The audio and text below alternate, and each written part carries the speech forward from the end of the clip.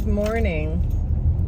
Before we get started this morning, please like and subscribe. Please share my channel. Please comment whether you agree with me or not. I love having you here. I love reading your comments. I love the interaction. Thank you so much for being here.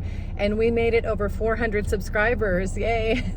That's pretty exciting for me. It took a long time to get there, but thank you so much for sharing the video. It really helps the algorithms, hitting the button, the bell, so you can get notifications. I really appreciate that.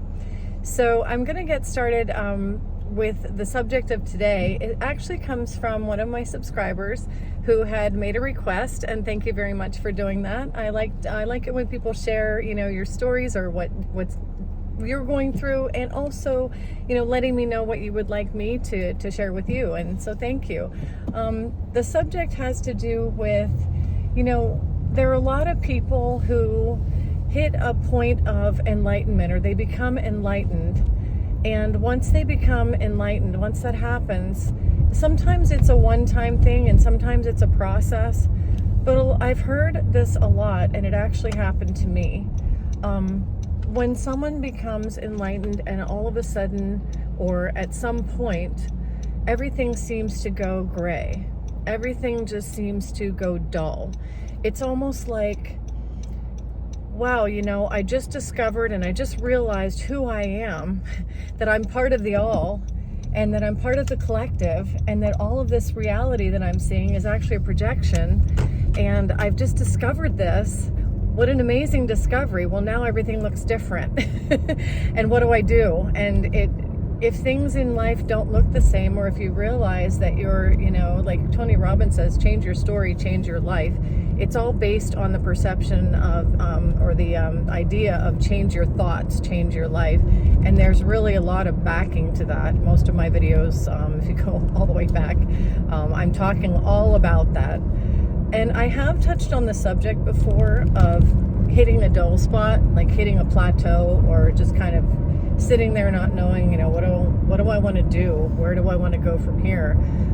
I don't really know what I want to manifest. I've touched on that, but I haven't really talked yet about, it is definitely real. It really does happen that, when enlightenment takes place and we realize what this whole experience is, and that we are actually, our thoughts are contributing to the movie line or the storyline of our future. And that's a big, big discovery. That is such a paradigm shift. That's probably the biggest paradigm shift that we could ever possibly imagine. And it can shake us. It can rock us. It can make us feel like, well, what is life then? What does it matter? I thought I had it all together, and I thought I knew where I wanted to go and who I wanted to be and everything that I wanted to do in life. And I was doing these things, and all of a sudden it's like the brakes just got hit and whoa, everything is not what I thought. And so it's this big shift that takes place. A little bit of my background, I'll try to keep this abbreviated, but because I've talked endlessly the whole entire year about my journey and what happened. If you go back to March of last year, not this past March, but go all the way back to the last one, I got this new job, and this is when I first became enlightened. What happened for me was I was really down and out. I had spent way too much of my savings. I had a lot of money. I spent it on really stupid things. I was trying to pay gurus, like almost like these get-rich-quick type things. I was trying to pay people to help me get into programs and try to learn new skills so that I could make money from home. I was doing all these things and paying all these people to try to help me. And I basically lost all my money because it wasn't all their fault. They weren't scams. It's just that I joined all these programs and couldn't decide which one I wanted to do. It's like I was like ADHD squirrel. I'd join one and think, oh, this sounds like fun. And I'd start that and think, oh, and that's not really what I want to do. And then I'd join another one and think, this sounds better. And so I kept doing that, and I really blew my savings and felt like an idiot. And at the same time, I moved in with my son. I was working from home. I was selling insurance, and then my mom got sick, and we had to get her moved into a home. And all these things happened at once, and it all came down on me. And I had a therapist at the time. And I said, why is it that I can get up on my feet in life? I have no problem getting up on my feet and having a great couple of years, and then I come crashing down again. It's just like up and down and up and down. And she mentioned the hippocampus and the amygdala, and she was telling me how our traumas can be stored way down in our subconscious, and our subconscious is like a program running all the time, and our subconscious has a say in the actions that we take without us even realizing it. And I got really interested in that. All of a sudden I wanted to know all about this. And instead of reading the books that she gave me about the hippocampus and the psychology of it, I dove straight into the quantum science of God. I wanted to know what makes me, what makes us, why is there a hippocampus storing all this information? Where does that information come from? I wanted to know, that's really how my whole channel started, or this whole thing started. That's how I became, what they say, awakened to the reality that, you know, of what life is made out of, and what I'm made out of, and what God is made out of, and that we are all one. We're all one. We're one unit. We're individuals while we're here in this experience, but we belong to the same source. And when I realized that, yes, my world changed. The first thing I did was went out and put it to practice. I looked online. I looked for something that I would really enjoy. I applied, and I got an interview right away, and I got hired with a company that I just can't even believe I got hired with. It was almost like, wow. You know, one day I was doing things that were not making me happy, and the next day I'm going into this office with all these wonderful people. It's like my life changed like that. Just like the book said, just like when they tell you about, you know, awakening and who you are, and how your thoughts and your attitudes and your gratitude and all these things can change your life. I put it to practice, and I did it. And I don't even know that I really did it on purpose. I wasn't thinking, oh, I'm going to put this to practice. But that's what I was really doing. I was so excited about what I had learned that I just started, you know, like doing the things they were telling you. And I didn't expect anything. And that's the whole key of life, not to have expectations. Don't be married to the outcome. Don't be attached to the outcome. You can want an outcome. You can desire an outcome. You can hope for a certain outcome, but don't be attached to it. Don't think, oh, if this doesn't happen, you know, it's going to be really bad. Or don't live in fear. Just know that all possibilities are out there, and that whatever happens is going to be great. And, you know, your life is going to unfold in a way that supports you and brings you joy. And then get out there and start making moves. And really, that's what it all, you know, comes down to. And I did that at first, and I was what you would call on a pink cloud high. I was just on a high on life, because when I realized that, yes, I can do this, and yes, this is real. And I was just so amazed with that fact that this is really working. This is really happening. I have to change lanes. Sorry, I've got to think, because there's somebody driving a U-Haul, and they look like they've never driven a U-Haul before, so I've got to I got to be safe while I'm driving. I want to watch out for them. But anyway, so I just jumped right on the enlightenment high, right off the bat. And so I was way up there. I had this wonderful job. My manager and I just clicked. He was the guy that hired me. He supported me.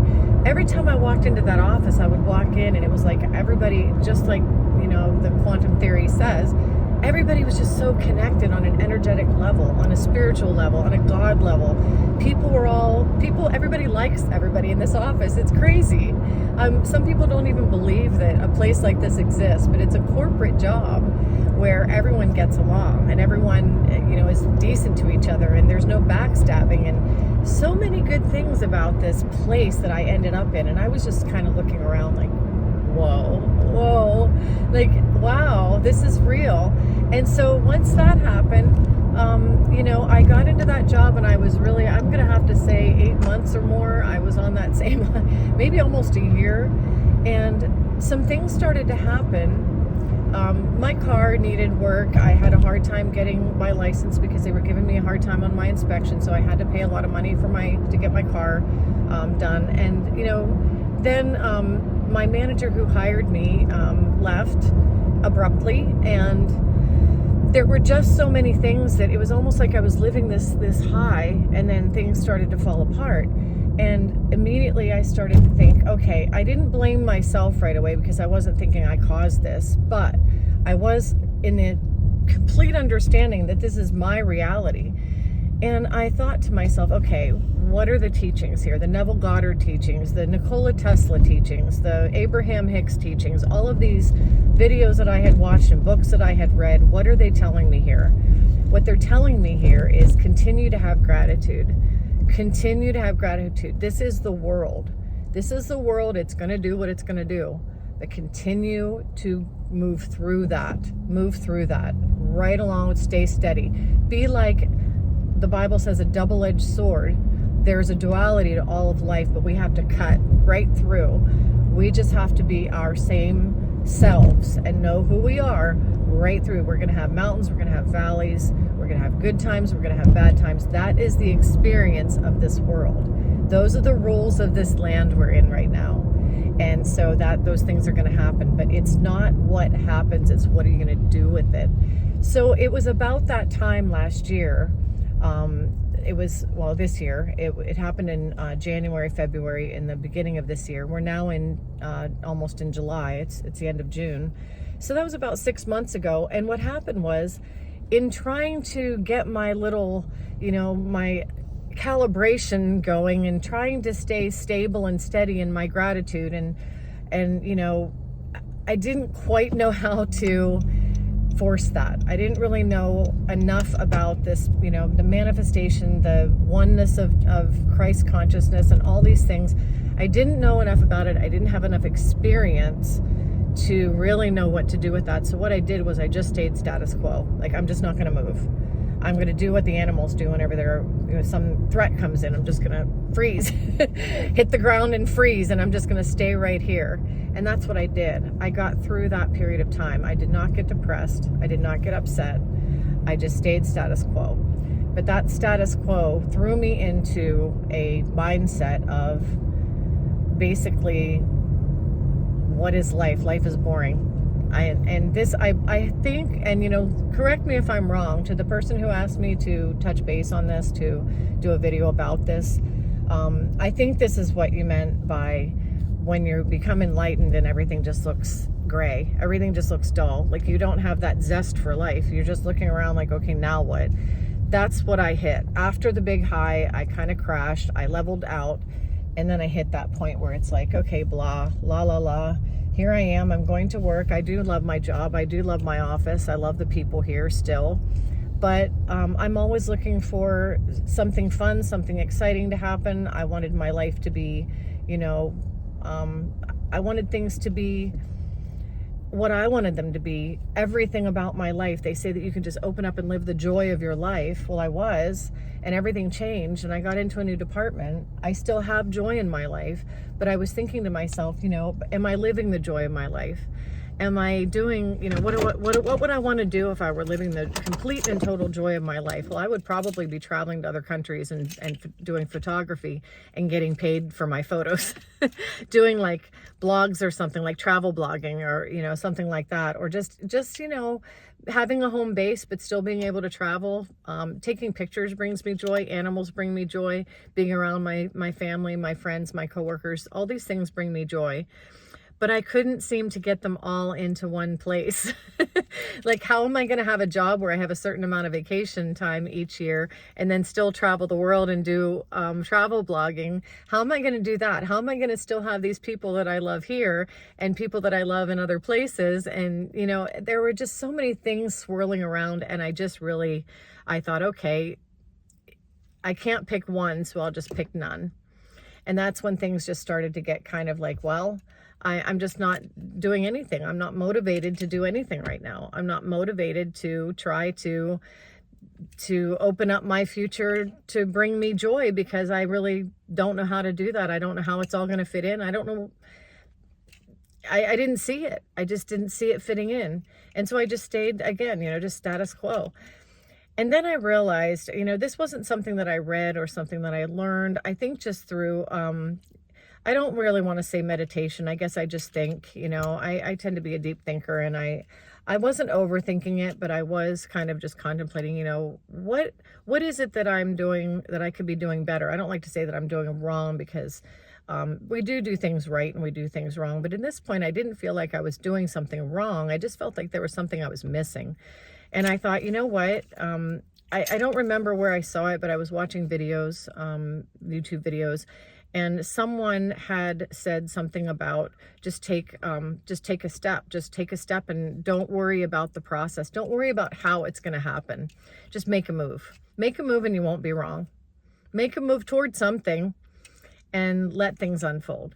So I think that the key to not having the sense of a dull life, or the sense of everything looks dull, we are meant to live in the joy of our lives. We are meant to be doing what we love to do. So I think the first thing I would do, and I did this years ago, is to write down everything you love.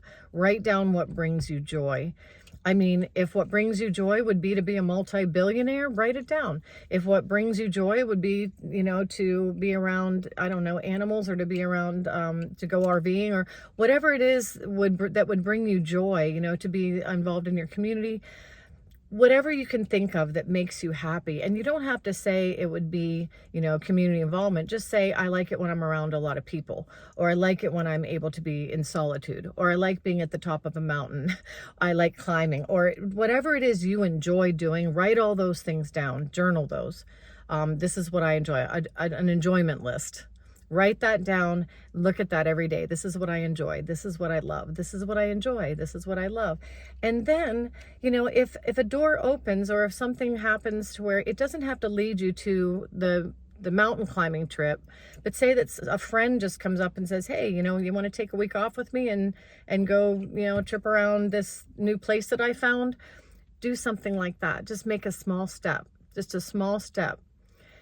And when you make small steps that are outside of your norm, or outside of the box, or outside of the status quo, just that small step, trust that it will lead you somewhere. And don't worry about where the somewhere is. Don't worry about how things are going to happen. Don't worry about how things are going to take place. Don't be looking at how am I going to get to that top of that mountain. Just take that step and enjoy the moment that you're in. Enjoy every second of it. Go on that trip with that friend. Have the time of your life, and be just grateful for everything you are, everything you're doing, everything you see. Live in that gratitude. And even right where you are, like when I go to the office, I live in gratitude every single day for right where I am. I'm grateful that I get to walk in here with my little badge and make my tea and sit down with all these people that I really get along with, that I love, and really enjoy this. I enjoy the work. I enjoy everything about this, and I'm grateful for that. So I'm not looking for what's out there and how's it going to happen. I'm looking for, you know, I might just take a vacation, take a trip, do something, and I'm not worried. I'm not concerned about how life is going to open up. I just know it is. I know it will. And so take those trips, do those things, walk through the open doors, love your life every moment that you're in it, and trust that things are going to open up. When you know what brings you joy, life is going to open up for you. When you're living in gratitude in the moment, life will start to open up for you. Maybe you'll go on that trip with your friend and you'll meet somebody, and that person will say, well, I used to be a master mountain climber and I have all these friends. If you ever want to go on another vacation, maybe I can, you know, connect you with some of these people. That's the kind of thing that happened. That's an example of how life just opens up on your behalf. So if you're living in that gray area, gratitude, gratitude, gratitude. Know who you are. Know you are supported. Know you are loved. Know that you are made of light. We are all made of stardust. We are all made of the same source. And that source is supporting us in the joy of our lives. Just know that and have gratitude for every moment. And that's it. That's what it worked for me. And I'm still learning. Please don't think that I'm there. I haven't gotten it all down yet. I'm not a guru. I am not a know-it-all. I don't know everything about everything, but that's where I am now. And that's what I've learned so far. That's what has worked for me so far. And that's the reason I have this channel, because I like it when you follow along with me on this journey. If you are able to go back and watch some of my past videos and watch some of the ups and downs and some of the, you know, things that I went through, I'm not afraid to share with you when I'm having down times because I think that that's just normal. That's just the way it is. And somebody's going to identify with that. And we're all in this together. We're in this to support each other. That's why I love that this channel is growing. So thanks again for being here. Thanks for listening. I hope you're all having a great day, and I will see you next time.